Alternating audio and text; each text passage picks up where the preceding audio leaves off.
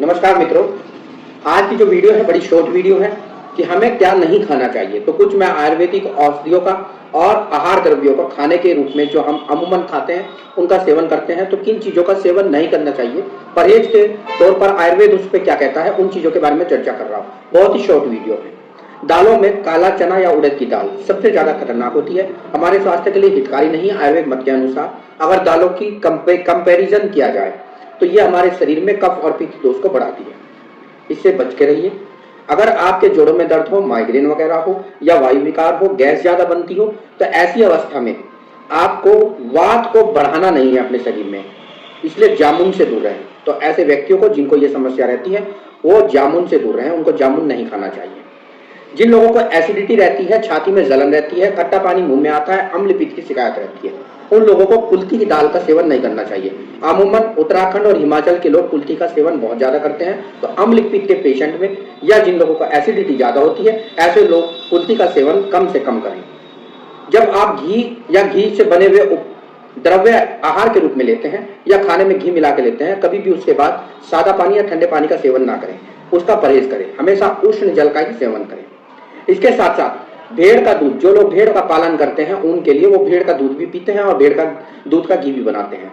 तो भेड़ का जो घी होता है वो दिल के लिए हानिकारक होता है, तो उनका हृदय अगर स्वस्थ रखना है तो भेड़ का अगर आप पालन कर रहे हैं तो भेड़ के दूध से भी बच के रहिए और भेड़ के दूध से निर्मित घी से भी बचिए, उसका परहेज करिए।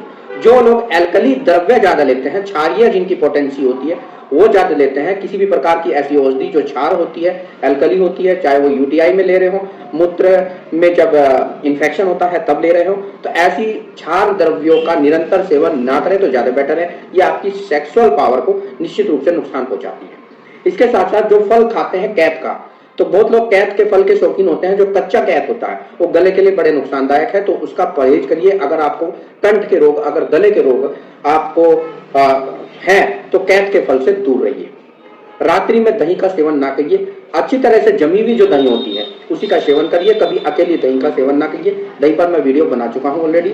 और मंदक दही जो कि अच्छी तरह से जमी हुई ना हो या केमिकल वाली हो, तो ऐसी दही का परहेज करें, क्योंकि ऐसी दही अभिसंधि का काम करती है, आपके जो स्रोतस होते हैं उनको बंद कर देती है आयुर्वेद के मत के अनुसार।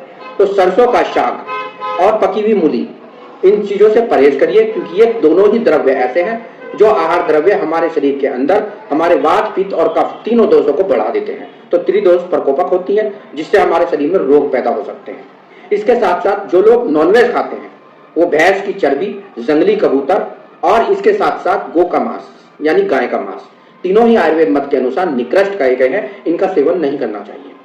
जो फॉरेन कल्चर है जैसे चाइनीज वगैरह, वहां पर मेंढक भी नॉनवेज के रूप में सेवन किया जाता है। तो हमारे आयुर्वेद मत के अनुसार मेंढक का मांस भी परहेज करने के लिए बताया गया है, इससे दूर ही रहें तो ज्यादा बेहतर है। तो अगर आप स्वस्थ रहना चाहते हैं तो इन सब चीजों के परहेज मैंने बता दिए हैं, उनका सेवन कीजिए। अगर आपको शरीर में कहीं अल्सर है या इंटेस्टाइनल अल्सर है या पेप्टिक अल्सर है तो कोशिश कीजिए मट्ठे का सेवन ना करें तो ज्यादा बेहतर होगा। तो आज की शॉर्ट वीडियो इस तरह की है कि क्या हमको नहीं खाना चाहिए, अपने किचन से क्या हटा देना चाहिए, और अगर हम किचन में उन चीजों का सेवन कर रहे हैं तो उन चीजों से हमारे शरीर में किस प्रकार का दोष कब प्रकोपित होता है उसके द्वारा हम समझ सकते हैं और अपने रोग का निदान ढूंढ सकते हैं और उनसे परहेज कर अपने रोग के निदान, रोग का समाधान भी प्राप्त कर सकते हैं। इसके साथ साथ एक मिथ होता है कि शहद को गर्म जल के साथ सेवन करें कि नहीं करें।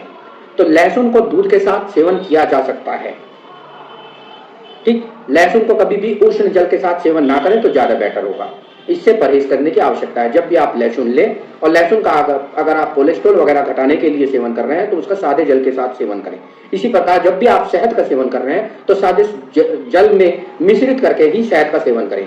उष्ण जल या गर्म जल के साथ शहद की सेवन ना करें, आयुर्वेद इसकी इजाजत नहीं देता है। तो आयुर्वेद मत के अनुसार कुछ आज परहेज के पॉइंट थे जो मैंने आपको बता दिए हैं, इन पर आप फोकस कीजिए और निश्चित रूप से जुड़े रहिए, चैनल से सब्सक्राइब कीजिए और इस तरह की वीडियोस और इस तरह के ज्ञान प्राप्त करने के लिए जो आपके स्वास्थ्य के लिए हितकारी हो सकते हैं।